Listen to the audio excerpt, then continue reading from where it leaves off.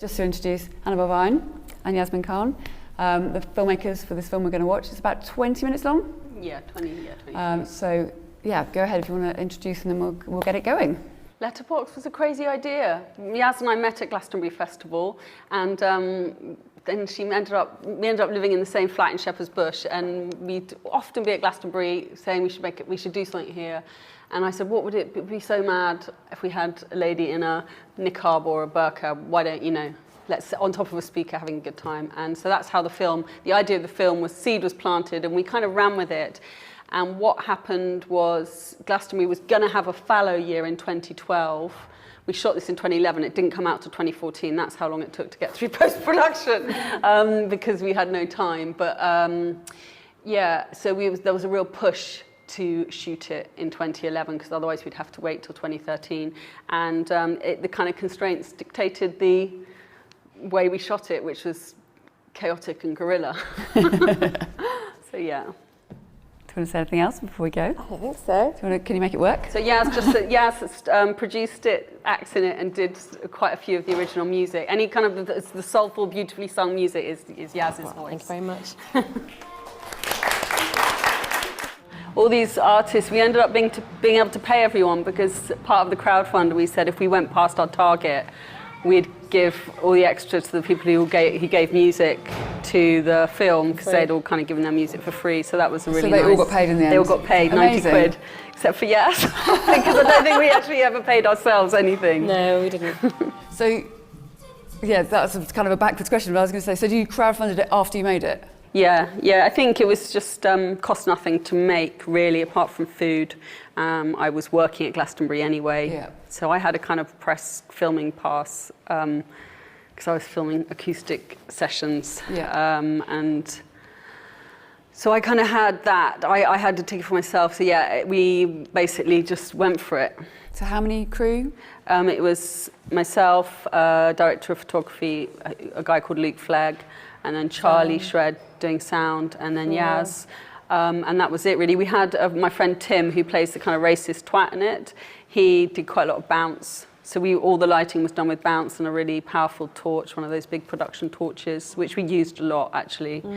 So were you obvious as a film crew? Yeah, it was really small. We had one little backpack with lenses and all shot on a quite Canon. A small camera. Yeah. Just a DSLR, and he basically, people kept coming up and saying, "Oh, take a picture of us, take a picture of us," because everyone just thought obviously he was just taking pictures, which is great, It's very undercover. Yeah, it was under the radar, definitely. But it was really good fun, and we weren't shy. So the cafe scene, we would just walk in there and just sort of start moving furniture. And we're shooting a film in here. Thanks, guys. Can you just get out of the way? I mean, we were pretty ballsy about it. But people were really up for it. Wanting to get people to walk through the frame, we're like, oh, can you hang on and then wait for your cue? So I was kind of directing and first ADing and a bit of everything. How many? I mean, it's not clear how many people were acting. How many actors were there? So there was me, Yas, Flora, Tim, who's the racist twat, John, who's the guy with the kind of knocked-in tooth in the van. The rabbit, and then I think I'm in one of the cars pulling over. I think I'm driving two of the cars actually. Yeah, my husband's in one of them. He's the one that gets security guard. Security. Got any drugs or bottles? Honestly, yeah. Everyone. So you had to smuggle your crew in plus your actors, or your actors were going anyway, were they, because they had tickets? No, we just smuggled everyone. I think I smuggled 6 people in. Flora. So in your van? Yeah. So that big truck belongs to the other actress, Flora, with the long dark hair. Yeah. And she'd actually just done some kind of sort of weekend acting course. So she officially was the only professional. But she, so it was her truck, her hippie truck. And so that was kind of why I asked her to do the part. And because she had a vehicle. She had that great truck. But she knew use that. What you've got. She totally knew that. And then, so me and her were the official ticket holders, and we went in with all of them in the back, like sardines under mattresses, just like the story, like the story says, really. It was very hot. So there was, so there was a lot of. It's an interesting film. I thought it was really interesting because you're not quite sure where the edges are between what's true and what isn't. Yeah, and that was pretty much it. It's funny, just Brilliant. It was I think after we finished filming, I just had this immense sense, especially when we'd been to download and Yaz was pretty much standing on a speaker in her niqab with a ginger tash stuck to it. I remember thinking, this is it. I don't even care if this, we'd gone there to kind of break people's assumptions. It was about breaking assumptions, and actually just the process of filming it was. So it worked because when we were talking before, you said your first idea was potentially a performance piece. Yeah. So the performance of actually going and making it, producing it, that would have been enough in a way. Yeah, it felt like that. As we left, I remember thinking, I feel like we've done enough. That was just brilliant because we had such an amazing response. And the racist twat scene, people didn't realise we were filming because the camera's so small. People were stepping in. So like, leave her alone. It was like, okay. I had to give him a big hug and say, he's a friend, we're filming. So that's interesting. You mentioned that it took quite a long time to post-production. Yeah. Do you think that's part of it? Because in a way you felt like you'd done it? No, I think it's just my person. I had to move 4 times in 5 years. It was like I had to move 3 times in about a year. So it was mainly kind of personal, practical stuff. Plus we were all over. I mean, the DOP lives in Brighton, you live in Devon, I live in Sheffield. We've all got families. It's pretty crazy to kind of do something on nothing. It wasn't like we were getting paid to do anything. No. It was all in our own. We're all working full time. Yeah. So when we got together and we, finally saw everything, we all had opinions on it. And Annabel was desperately re-editing, and there's lots going on. We had a few pickups from the first cut. Yeah. We actually went back to Glastonbury in 2013 to refilm the mouse mask scene. Yeah. And the actress had put on about a stone. It was just brilliant. I don't know, the whole thing, it's just lying, the whole thing really. And it took a long time to edit because when you shoot guerrilla, you are shooting, we had a lot of material. Yes. And then, so you had to cut down a lot. You really don't want a short film to be long. Like, often with short films, they're better short. But one of the feedback that we got from a lot of the short film festivals, wasn't it, that it was too long to be short. But the edit was just, we couldn't make it any shorter without it not making any sense in terms of the story we wanted to tell. Yeah, I think there's always a point when you have to stop. There's probably stuff that I could lose, but I reckon there's things in that film, like when we watch it now, we're not watching the main action, we're watching all the weirdos on the edges that are kind of going... Yeah. Because there was quite a lot of that, and there's just so much hilarious things happening. Yeah, because you stand out when you're wearing a niqab in Glastonbury. Yeah. Obviously, it's summer, everyone's wearing hardly anything at all, or just dressed up in glitter and glam and hats and stuff, and I'm there, looking like a war-torn Iraqi, and it's, it's kind of like, what? So, in a way, it's kind of good for, shots off camera and kind of like, people just kind of like doing that a lot. But in another way, it was really difficult to film because it was hot, and I had never worn that before. The symbolicness of it, the cultural kind of weirdness of it all. None of my family have ever worn it. It's for me, getting those kind of looks that when people are kind of looking at you and then they look away because they can't understand what you're doing there at this place that they've come to just let loose and forget about realities, was really difficult. It was really difficult. So. For me, it was a massive learning experience. Did you have quite a lot of conversations with people? Yeah. Were you in it the whole time? Or did you dress up? No, we were there the whole time, yeah. Did you stay Did you stay covered up the whole time? We were pretty much filming a lot of the time. The one time was it me and you or me and Flory we went to eat some lunch, and I sat down with a beer and a curry, and the security guard came up to me and told me that I was being disrespectful to his family. Oh, right, yes. Was it you or I know, I think it was Flora. I think I came and heard that story after. I went in costume, just kind of took the headdress off. Drank a pint of beer. Just drinking a pint of beer, eating loads, like really, really hungry. And this, I think he was Somali security guard, just sat down with me and said, "Sister, you should not be drinking booze." And I was like, whoa, okay, we're on a film set, I'm in character, and it didn't make... So he couldn't understand that? He just couldn't understand. Eventually, he went, oh, right, you're making a film, okay, when can I see it, and what channel is it going to be on, kind of thing, And, but actually, it was quite an aggressive kind of like, what are you doing? You're disrespecting my mother. Interesting that he felt he was entitled to say that to you. Exactly, yeah. And actually, in a way, usually if I wasn't wearing that, I would have said, whatever, you know, go away. But actually in a way I was like, am I allowed to drink this? Kind of, you know. Yeah. So it was really interesting to just kind of be in so the many questions costume around that. It was So crazy. it's such a political statement to wear that kind of thing at a place like that. Yes. It is a massive statement. But the general response was just gorgeously heartwarming, and people giving you high fives, you know, getting a lot of like eye contact and look. I think that comes across in the film. Though, sorry? It comes across in the film that it's not in your face political, but it's opening a lot of questions, I think. Yeah, and I was going to say, practically speaking, I got lost in the dark a lot. Annabelle was like, yes, oh my God, we've lost her. Look, I'm here. so true, you just literally disappear. Be like, how much did you know, how much did you have a script and you shot to script? Yeah, we definitely had a script. And we were definitely prepared that stuff would happen, that we wasn't scripted as well. But the script with the kind of, the idea that, you know, music is a sense of prayer.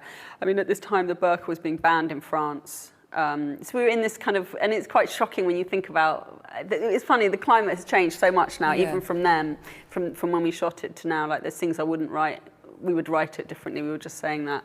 There's things that just, we would change. But I think that's always the way. And it was written quite quickly in a funny kind of way because we knew we had to shoot. So we had to lock on the script before we were probably ready. But we just went for it anyway, knowing that we had the bare bones of a story. But there was definitely a script, and we definitely had, you know, we were having production meetings at 5 a.m, having shot all through the night. Going, oh, we haven't got this. Making these like on the back of a napkin and a thing. Going, yeah, okay, wait, today we've got da-da-da-da. So we definitely always had a plan, and we worked really hard to get that. And we did generally stick to the script. We were rewriting as we were acting it, just to get it, you know, I think those kind of montagey moments. Yeah. Yeah, there was a few things, like the racist thing was written differently before and just didn't work. So we were like, oh, right, we've got to go and scratch our heads and figure out how we're going to make this feel genuine, this kind of aggression, which, funnily enough, now would just feel really normal. Terrible, no, you know, do you know what I mean? It's like then it felt really too strong, whatever we'd written. Yeah, it's almost too soft now. Yeah. It's almost, So then Des gets a lot of booze in the viewings, isn't he? Like poor old Tim, he's the sweetest of guys. Yeah. So how long was it between idea and going and shooting it? Quite quick? I think it was like I think we were probably writing in January. From idea, we gestated the idea for about a year. And I think I probably sent you a first draft. We mapped it out like a thing, and I wrote up the first draft and sent it to you, and we had a few comings and goings. Because I'm writing now, I can't stress enough how important it is to get a script editor on it, and just, you know, there's things I would change in that, and there's things in my next film, Skip Girl, which I would change. Yeah, and I did have a script editor or script supervisor for Skip Girl, because I think you end up shooting stuff that you don't need. And I think that would have, you know, we could have definitely tightened up the nuts and bolts on this story. But at the same time, films are made in a moment, and it's very precious in some ways. It's a real snapshot of where we were at. Yeah, so I was going to ask you that. So you said you've known each other for a long time, but you've never made a film together before. No. So yeah, why? It's funny because I make films for a living, and I have got a background in like music videos, and as an editor, I started out as an editor, and then I'd shot a film the year before called Spider Island or a couple of years before with all my kids in it and my friends' kids, and it was like, what we're going to do this summer? We got the kids for the whole summer, right? We're going to make a film. And it's got 3 sets of identical twins in it, and it's like this really crazy kind of adventure story with kids driving trucks, and some guy had a helicopter. We're like, oh, let's get a helicopter in it. You know, it's like in the rural, all shot in Cornwall, and it's mad. It goes from like live action into animated action men to like the real helicopter taking off to a toy one on a stick. It's like just jumps around crazy. But it was really good fun, and I think what happened was when we came up with the idea for Letterbox. It was just like, let's make another one, you know, low budget, no money, and my 2 kids they play Imani and Icky. They're the ones in the. It's very much like using what you've got. Yeah. we had 2 kids, we had tickets to Glastonbury. I didn't pay anyone, but I smuggled them into Glastonbury the following time, like 2013 as well. So there was this sort of payoff in smuggling in, and also I think things like just thinking, what you get a lot of bang for your buck, because everywhere you point the camera, there's something really great at Glastonbury. So you're looking like, great, let's just film these great flags, and someone's put them there. For us, it's like, that's what was good about it. And it's interesting because since then, I ended up meeting some really big producers through this film, through our crowdfund, through Alex Middleton, got me in the room. And he started saying, well, what's interesting is doing a narrative piece at an event. Yeah. And that kind of the time constraints. And then since then, there's another film called, In-Betweeners have just done one. The festival, and then there's Access All Areas. So I like to think we began a bit of a trend. And, it was fun. But we had to go to another festival and do pickups. We didn't get... Okay. I can't... Yeah, the one with the through the kind of hookah pipes where she says what you see when you look in the mirror. That's actually at another festival. Because we didn't get that. Yeah, we didn't get enough. So that same summer? Yeah. So how does this kind of guerrilla filmmaking, making things on low budget, how does that fit with the other filmmaking work that you do? You so I've got 2 more shorts coming out, which are narratives, and they had budgets. And they had budgets. Yeah, so I was shooting on, Ariflex, the Alexa Arri and the Arri, and I got anamorphic lenses. And as soon as you've got like bigger budget, big cameras, you suddenly need a bigger crew, and suddenly it's already much more stressful. And it's funny because I'm used to doing this quite lean, pared back. You can be really agile, you can get a lot covered in a day, and as soon as you've got bigger cameras and bigger crew, you end up just everything's so slow, and setups and tracks, and which is great because you up your production value, but you lose something else in the mix. So and I think when I'm on those kind of sets, I get a bit frustrated because it's like I know what I want, and the mechanism takes longer to make it happen. But it's been great, and that's where I'm heading. I want to do more narrative, and I want to be in pre-production with my feature film this time next year. They're just putting that out there to the world. Okay. And then, so is that what you're writing at the moment? Yeah. And it's also a very youth anarchic based project, but I've got funding for it, so there's a sort of machine behind me. So where's funding coming from for these things? From that's from a production company. They commissioned me to write it, so I pitched them an idea, and they just really liked it. It's very of the moment. It's about direct action and environment. Oh, great. It's about environmental issues, and it feels right time to tell it. So they kind of feel that as well.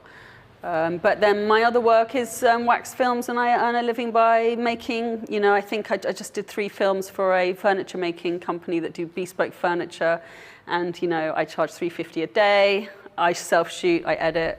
So you are wax films. Yeah, and occasionally, if I'm lucky and there's more money, I'll get a DP, and I've got the person who shot Skip Girl and Grandbad. She lives near me, and we work together quite a lot. But that's so rare. Usually it's just me with a camera. So the wax films came first? Wax films came before Letterbox. Did you train did you go to film school? Yeah, I went to film school, got a degree in film, came out as an editor, and then went to India. So what was your first job out of film school as an editor? First job out of film school was Ealing Studios. I went to Ealing Studios, and I was working for a company called Diva Pictures as an editor, editing documentaries for anyone. I seem to remember doing quite a bit for Al Jazeera, kind of, I wasn't really shooting at that point. Yeah. And at film school, I learned to cut on film. Yeah. So we were shooting only 16mm and recording on 1/4 inch. So I had to retrain on Avid. And now I use Premiere, and I did Final Cut for a bit. And Yaz was earning a living as a media lecturer. Yeah. So we kind of had our jobs outside. I would like to work with Yaz again, but she had a baby. It's really annoying. Considerate of you. I know. But that is quite interesting, though, that you as a woman, there's lots of women in this film school, and it's been kind of current conversation is how you keep that going, how you keep your creativity going, how you carry on working, and not just women, but the guys kind of fitting together jobs which might be a little bit of this, a little bit of that. Can you talk a bit about how that's worked for you in your career, how you kind of build that? Or is it just kind of, does it happen organically? Networking, how's that fit into that for you? Yeah, I mean, I'm my third child is now going to be 2, but obviously my other ones are 15 and 14. So when we were filming and doing post-production this, I had a lot more obviously time to kind of devote to production and stuff, and it was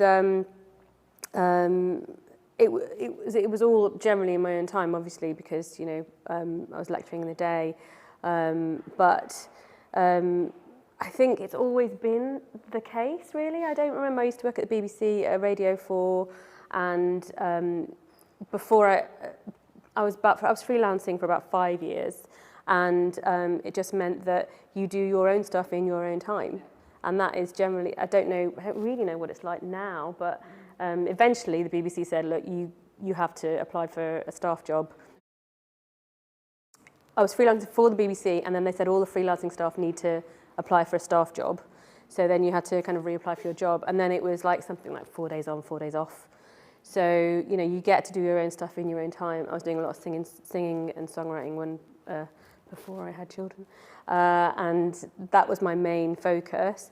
And then when I moved up north and had the kids, it was I just retrained as a teacher and just started teaching media because it's what you know, and started working in a local radio station and just using the skills that I'd learnt to earn money, but also keeping your hand in, constantly keeping your hand in. And when you're, I'm not sure about the teachers at any of the colleges, but generally the best teachers are the ones that are learning on the job and learning from the students at the same time, because it's a constant learning process.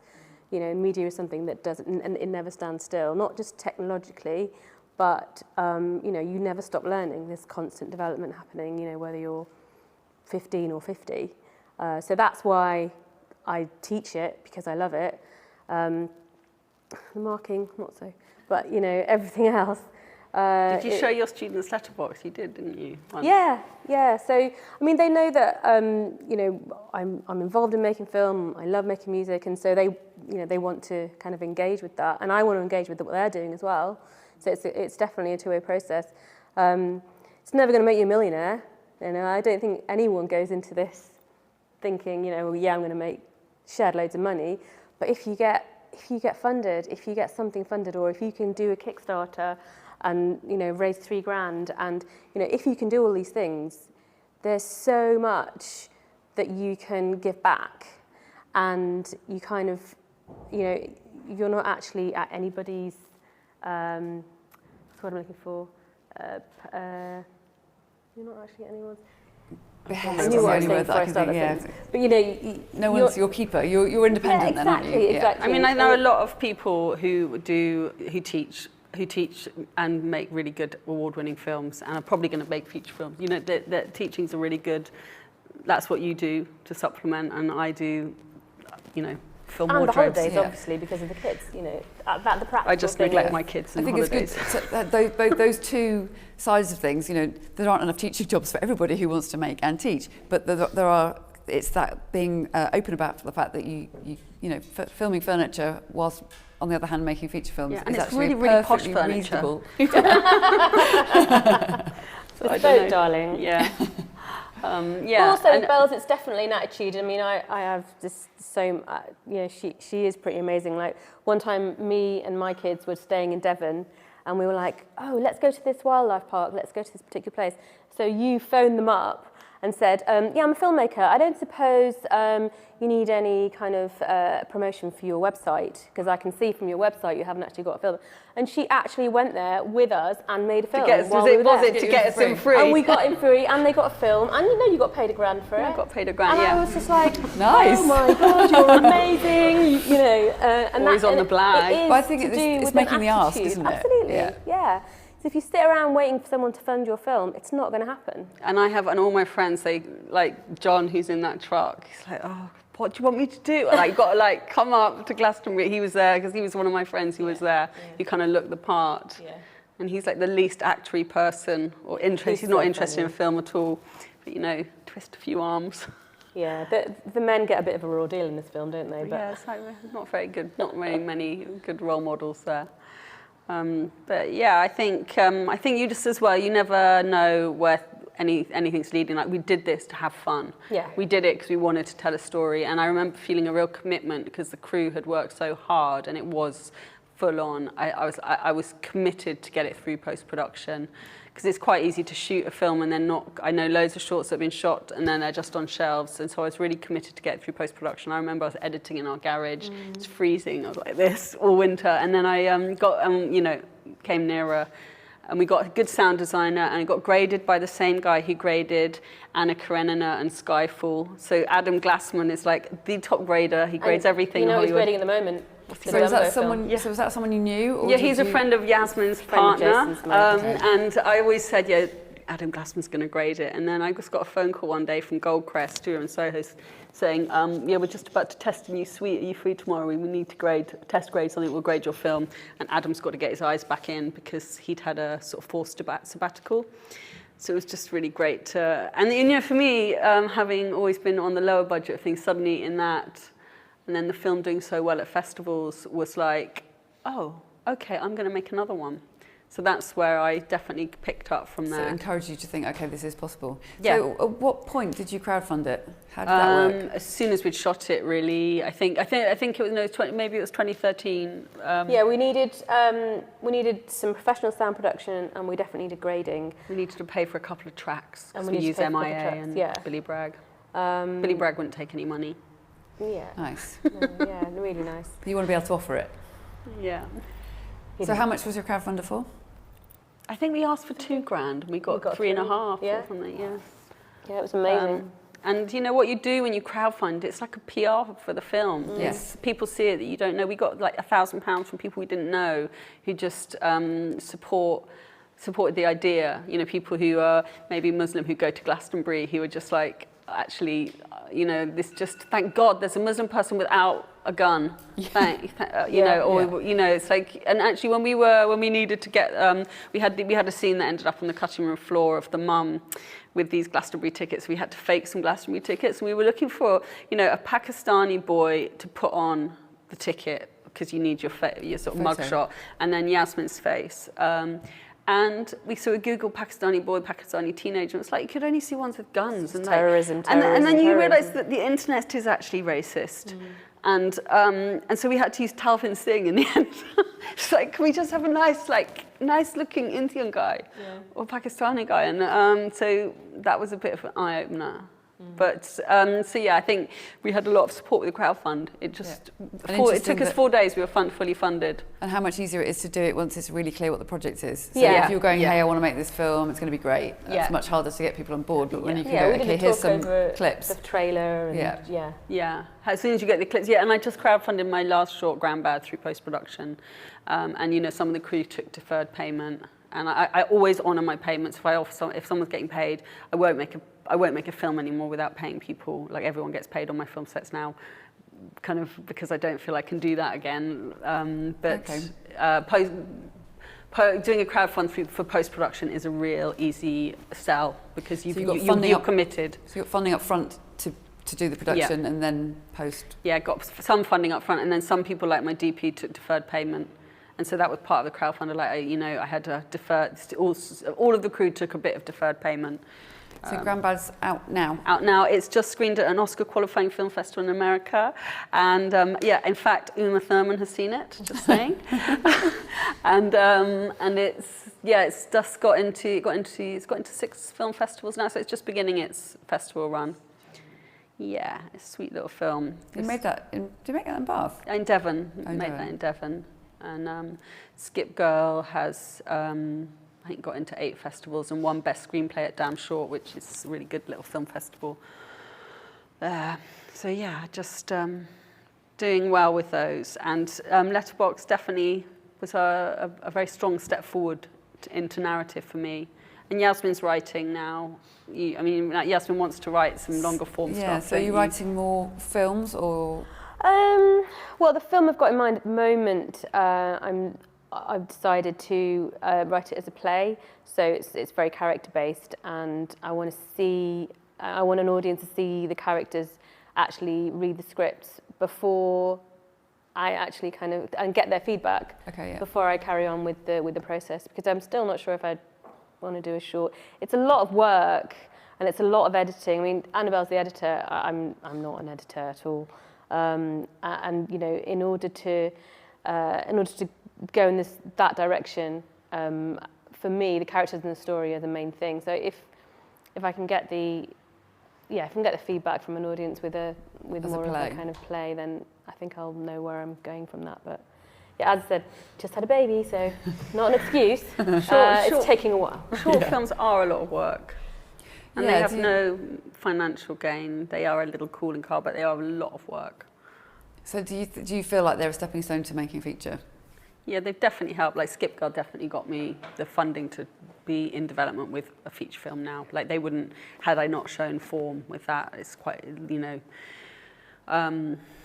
So can you talk a bit about the process of where you're at with that there? So you've got some funding to write it. Yes, so last year I went to a speed, I've got 3 feature films I want to make, and I went to a speed pitching session where they have got like 8 producers in a room and you get 5 minutes for each one and they ring the bell. Where was that? It's a Screenwriters Festival in London, London Screenwriters Festival. And so I always said, do you want the sci-fi thriller or do you want the political coming of age story, or do you want the comedy romp? So I'm quite, I'm not genre based particularly. I've got stories I want to tell and they are very different. And so this woman said, I want the political coming of age story, and I pitched it to her and she said she really liked it. I got a phone call the following week. I was up in London the week after that, sipping coffee in Soho House with producers going, yes. It was one of those things that just shouldn't really happen because I'm a young writer. It's my first long form script. And then they invited me back up and offered to commission me. So then I got a contract and an agent, and I get paid. Yeah, I think you get I get around 15, 16 grand for the first draft. To write it. Yeah, so that's but they pay you in increments. So I'm just sending in my first draft revisions. So there are points at which they could go, actually, we don't like this. I'm not giving you any more money, or they go, yeah, we do like this, we'll give you the next bit. How does that work? Yeah, they have option to pull out at any time, but they own it now. That's the other thing. So they own it for 5 years once I finished writing it. So you don't necessarily get to make it? I'm on the contract as director. They want me to direct it. I'm in good hands. They're good people. Good. And that not everyone out there's good. I know that for a fact. There's some real idiots in the film industry. And I can tell you some horrible stories. Tell us a horrible story. Oh my God, actually, it's so full on, it's so raw. I totally saw someone get sexually assaulted at a networking event. And in public? Yeah, in public. It was like out on the street, and it was horrendous. And then it was sort of realizing who the perpetrator was, and that's just really shocking, to see that. And it was my first kind of proper big networking event that I'd been to, where there were, and I had a list of people I wanted to speak to. So I said, oh my God, here's all these people are going to be there. And then seeing that was like, and I think she'd probably had something slipped in her drink. It was that kind of. So yeah, that was horrible. And also there's a lot of bullies. So I've seen a lot of bullying happen on set. I've been on other feature film sets where, if say if the first AD's not doing their job properly, so things start to slip, then suddenly they start bullying the grips or the camera team because something's gone wrong. So therefore you see that one department's covering their tracks by bullying another department, and I think that's been really upsetting when I've seen, or I've been on a set where someone was ill, like they had a proper lung infection, shouldn't have been at work, but came because there was no one to cover, and then getting really bullied. I've seen it. It's horrible. So yeah, I really hope all that part of the industry, just like Deadwood, can we just cut that all away now? And but do you feel like you want to be part of making changes with that? Yeah, I definitely felt like after Letterbox, I was like, screw it, I'm going to make a film and be a middle-aged filmmaker. And, even though I've made films my entire life, I made my first film at 17, but it took me ages to take myself seriously because I was a woman when I left college. There weren't any film directors I could name Catherine Bigelow and Agnes Varda, and that was it. So it's like, oh yeah, editing.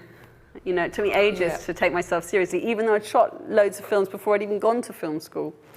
So yeah, and then I'm dyslexic as well, so being dyslexic kind of it means that you've got this kind of narrative in your head that you're crap at everything, because that's what you're told at school.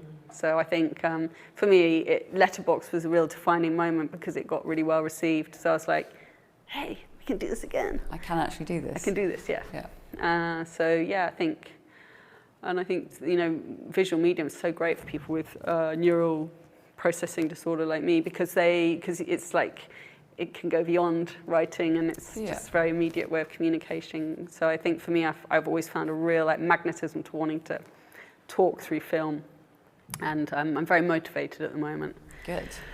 Yeah, because we need more women. We definitely do. That's good. Probably a good chance to say, has anyone got any questions? Dan. Yeah.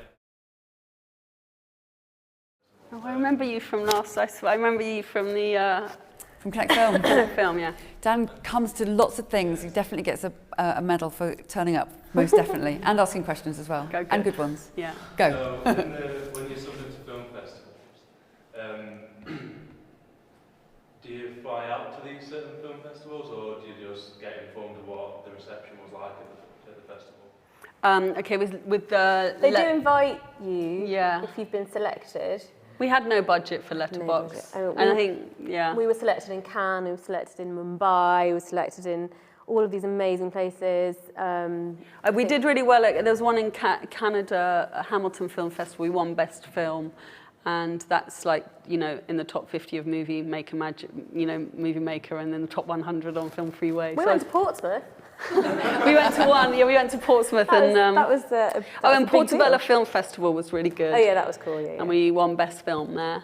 And but Annabel went to one recently, and they paid for the whole of them to go out there, which was amazing. Yeah. And that, you know, obviously if they'd have done that with us, we would have gone. But yeah, you know, it's an expensive process. But it's the other thing that I think, I don't know, Annabel will agree with, that being selected is one thing, but actually you kind of have to communicate with them a lot more, and being there when it's screened with them really, really kind of makes a difference if you want them to help to market the film, because you know, I've got the Letterbox poster at home with, you know, all of the awards, and it looks great. However, in terms of moving on, you know, to the next project or kind of, you know, giving it a bit more marketing, you're still having to do most of the work. And I think we thought that they would help out a little bit more, didn't we? I think when we won Portobello Film Festival, I kind of went, so what now? And they were like, oh. Yeah. You get a badge. Yeah. Thanks for the hotel room. It was awesome. Oh yeah, we did. What now? Oh my God, we did. We won a weekend at the Portobello Hotel. That was pretty cool. But yeah. So I think going to film festivals is bloody brilliant, but very few of them pay. But a few I've been to this year. I'm going to Sweden next week, and they have paid for my flight and accommodation. And then I went to Las Vegas about 2 weeks ago with Skip Girl, and they paid for my accommodation, and they gave me $50 when I got there. So nice. You're like, thank you. Unheard of. Beer money. I'm going to go and buy some chips. Fries. Yeah. So yeah. And I really recommend. I think Festival Formula have been here. Have they Festival Formula been here? I really recommend, like, if you do get a short film, them doing a strategy for you, especially when you're starting out, because they really understand the film festival market and what film festivals your film will suit, and they'll also help you make a strategy. You pay for it, and part of my reach goals on Grandbad was, if we got past our goal, I would pay Festival Formula to do a strategy, and it's been brilliant because they help you really focus and think about your budget through your festival application process.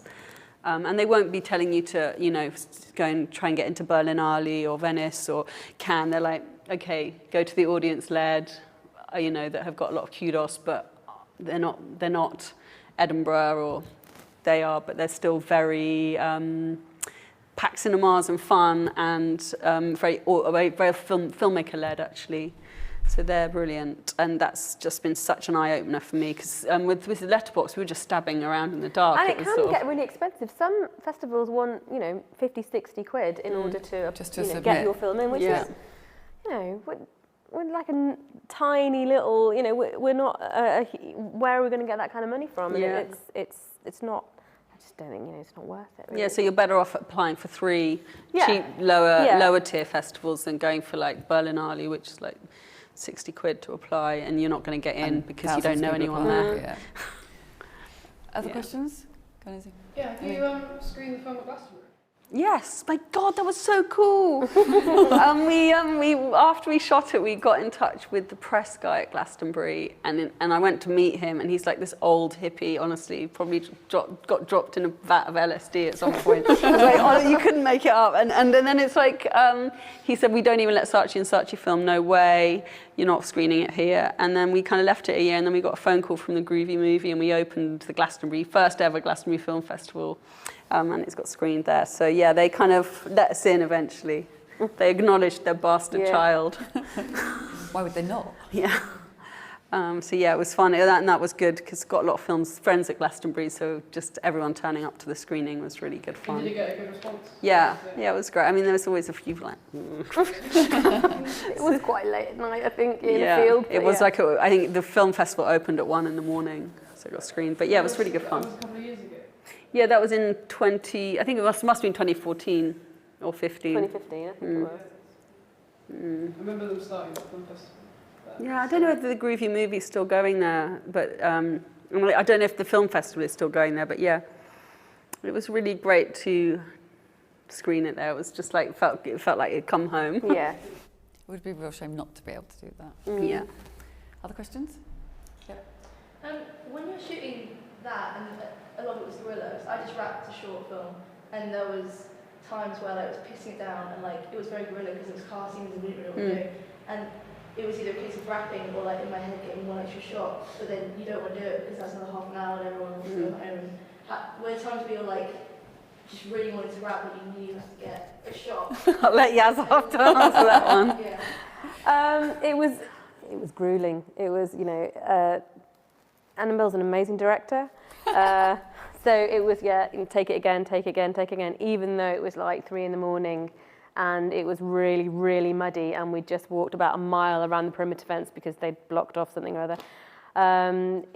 They were taking risks. There's a few moments where I'm going, come on, let's do one more, and Yaz is like going, my back. You did let me go and see the one thing about being at the festival and not being able to see any bands at the festival. Yeah, that was really frustrating. Was very frustrating, because we were literally just working, and we'd walk past some amazing sounding kind of stage, and I go, can I go? You're like, no, we've got to do look at the running order, but we did go and see Beyonce, which was amazing. Oh, I tell you what, we also saw. Let me go and see her. We also saw Primal Scream.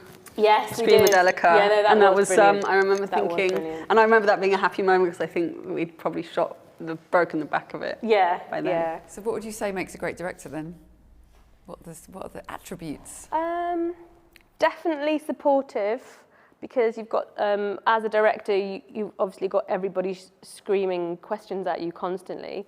Patience, and you were pretty patient with all of us, weren't you? Apart from when you thought you'd lost me, and then you were basically screaming at everyone. I was really upset. But I might not see you again. That was quite a comedy moment. But I think patience, definitely, and just listening, having to. I think it helped you being a parent as well, because you have got 2 kids screaming up questions at you all the time, and also just being aware of what your actors need, what your crew needs, and even if you want to do it again, you need to be sure that everybody is okay with that. I think with me, it's a lot about holding it in my head to making sure how I feel. What makes it doable for me is knowing where we're at. Yeah. So knowing what's gone and what's coming up, and knowing if we've got it. Because as soon as you've got it, it's like so there isn't any point going again. And I think if you know if you know your story well, then you know when you've got it, and then you can. Yeah. which is different with guerrilla style, especially if like suddenly the light's really beautiful and you're like, oh my God, we've got to catch this, which in fact, you know, if the light gets really beautiful, yeah, you've got to film that because, you know, like our morning scene, the light was really great then. And it's like, you know, we've got to do it now because if we faff too much getting everything else right, the feathers in the hair right, we've missed the moment. So, yeah. So kind of sometimes having the confidence to go, yeah, we're just going to do it now rather than getting it perfect. Yeah, definitely, yeah. And sometimes the light is more important than the performance, you know, if it's like one of those magic hour moments. Do you think your friendship helps that from working together, or do you think it sometimes gets in the way? Because you've known each other for a really long time. No, we had such a laugh. I mean, I think our friendship helped all of it. It really did help. I mean, even just sitting in the back rewatching it was like so many memories. Like that, I think when we're able to be very honest with each other, you know, especially, you know, I mean, you would say, you know, Yaz, you really need to take that makeup off and you look stupid. And, you know, it's just not that you would have ever said that, but, you know, I would know that you were saying that because of the film and not because of any other reason. And also, you know, I felt like it was very much Yaz's story, but it was just so great to be able to tell the story, for me to be able to help tell the story. But I think friendship is great. I think working with your friends is brilliant. And my DP I work with now, I'm friends with her now. I've done 2 films with her and she's great. She came here as well to that event. Mary Farbrother, she was on the camera crew. It was great to see a camera panel where there's 1 guy and 4 women. I know, that's like, brilliant. Oh, yeah. Just because it's so rare in the camera world to get that. But we're really good friends now, and I think it's brilliant to work with your friends. I think it's the best, actually. We've seen each other at our worst, so it's fine. Well, you've been to Glastonbury together, haven't Well, you? exactly. Anyone else got any questions? No? Okay. So have you got any kind of like top tips for these guys who are like at the beginning of their careers? I live by this motto. It's a Doris Lessing quote. Whatever you want to do it now, because the conditions are always impossible. And I feel like because I'm a mum and I have never had much money when I was wanting to make films, like you've got to find a way to do it, and that's how we did Letterbox. So I think if you've got a desire to tell a story, find a way to do it, and it may not be told perfectly if you're starting out and learning, but then by the end of you've told it, then you are better and you're in a better place to tell the next story, or if you're more on the crew side, you know, if you want something, just go for it, because no one's ever going to hand you a free ticket or pave the way for you. You've got to get out there with your machete and cut your way to where you want to be, and there is no other way. No one's going to do it for you, especially writing actually is like really, so yeah, just if you can figure out what you want to do it. And the other thing that has really helped me is setting goals. So 12 months ago, I told my husband, give me 12 months, I'll have a feature film in development, I've shot a short film, and I will have an agent. And I got those 3 things. Because you set a goal and then you know, and you said it out loud to someone, so you're accountable to someone. Accountable to it, and that's why. And when I talk about things, I talk about them happening. So I don't say if I get into production with my feature. It's like when, cert. I'm doing it, and I'm definitely doing it because it has to happen in your brain. And for me, it has to be spoken first. And if it happens in your brain, then it's got a likelihood of happening. But unless you think it, like I will be. Making a film in Mexico next year, then it's not going to happen unless you actually commit to that. And now I've just committed to that, so I've got to go to Mexico. What about you? Yes. Yeah. No, I definitely echo that. And I would say, if you're wanting to make a film, always make something about something that you know about. Try not to go down the, I'm really interested in doing a film about. A subject that you kind of think you know a little bit about, because any of the ideas that we've ever kind of done or are trying to do, it's all about what we've lived through or what we've observed, and about, wow, people really don't know about this, so actually, maybe we could kind of make a film about this, and I can put all of the scenes in my head down on paper. And if that does happen, try to write all your ideas down while you remember them. I think you've got a point there, Yaz. It's very much about, like, Letterbox is very much about using what we had. So when you're starting out, you don't always have resources or money. So think about what you do have. Okay, we've got this space.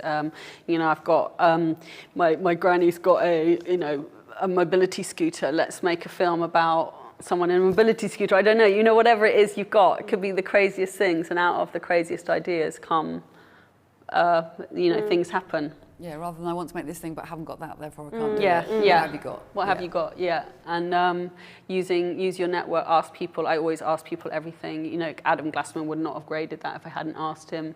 We would have not got the hippie truck if I hadn't asked. You know, there's just so many, always ask people to do impossible things. I think that's always enjoyable. And people generally get involved, and then it's like you make something happen, and that's just so much fun. Cool. Any more questions based on that? Everyone's very quiet. So what about you guys? I want to know what one. I want to know what one. Question. Yeah. Who wants to direct in here? Okay. So direct, and who wants to be more technical, camera, sound? Okay. So DPs, cinematographers. Well, self-shooter. Self-shooter. Cinematographer. And directors, and writer-directors, any writer-directors or mainly directors? Great, yeah.